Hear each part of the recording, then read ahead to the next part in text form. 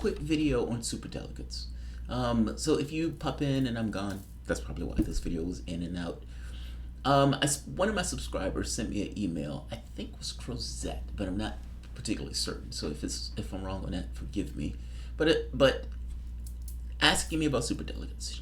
I forget the exact question, but the question revolved around superdelegates. I made the point to her, at least I think I did. It's probably in a draft. I think I was en route and just all of this is way beyond the point. Either I sent the email or it's in a draft that on the day that superdelegates were supposedly disposed of, I did a video, or I was doing videos essentially saying that superdelegates haven't gone anywhere and that the situation to which we find ourselves hasn't radically changed despite all of the chest thumping that people were doing. Now, from the standpoint of the left, or let's say from the standpoint of the Democratic Party, this is somewhat of a give and take. Millions of people fled the Democratic Party. They're trying to get those millions of people back, in which case there's this kind of dance between the left and the Democratic Party on this very specific issue. The party itself wants to come across as if it gave something without giving really anything. And I'll explain what I mean by this. Meaning here's this thing, but the thing that I'm giving you is not necessarily the thing that's going to fundamentally change the power distribution between us. By the same token, the left, in this case, hails this as a massive victory and chest thumped in one video after the next that superdelegates and the Democratic Party has had this kind of come to Jesus moment on that issue, and that this issue has fundamentally changed. If the issue has fundamentally changed so much, why do you have them at all? Ultimately, they still exist. All of them will still be in force. One of the most onerous aspects of what was taking place before was that because of how many superdelegates were available, even states where Sanders won, those delegates went to Clinton. One person equaling tens of thousands of human beings. This is utterly amazing. The totals. As you looked at the totals on the television screen every day, it made it look as if Sanders had no chance of winning, because even when he did win, his totals didn't necessarily go up or go up dramatically. And even when he lost, of course, his totals are going to go, the distribution between the two are going to be even worse. It made it look as if, oh God, he has no chance. She has such a lead ahead of him. But the lead were essentially of superdelegates who hadn't even voted yet. They just, in blood, gave their vote over to Hillary Clinton and had essentially sealed that pact and were terrified of breaking it.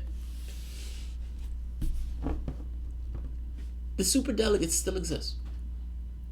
And do we honestly believe that the media is not going to ask the question, if you get to the second round, who will you vote for? And do you believe that they won't put that total on the television screen for a particular candidate and use that as if they've already voted? Yes, they will do those things. You have all of these Democrats that are running in the race.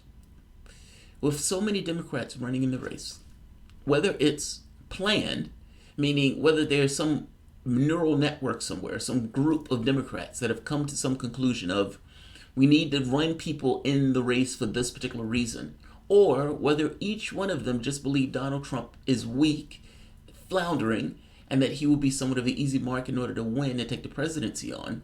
Either one of those things could be true. It doesn't necessarily matter which one is true. What the fact is that the chances of going into the second round have to increase just by numbers, right? You have all of these people that are in the race, and as you, I would imagine, get closer and closer, you would have, I guess, various people, drop out. But not necessarily. With so many people in the race, it is possible that you end up going to a second round vote. I would even say it is probably more possible that you end up going to a second round vote. If the first model of this being it is a planned thing in order to sandbag Sanders, in order to force the second round vote where the superdelegate vote can essentially take out Sanders. Personally, I think that's them shooting themselves in the foot, because I don't think those people at this point, I think those people would buck the trend on this and bail from the party, feeling that they've been cheated twice. If the second thing is true, where it's just this kind of probabilistic thing of people jumping into the race, you still end up with the same effect.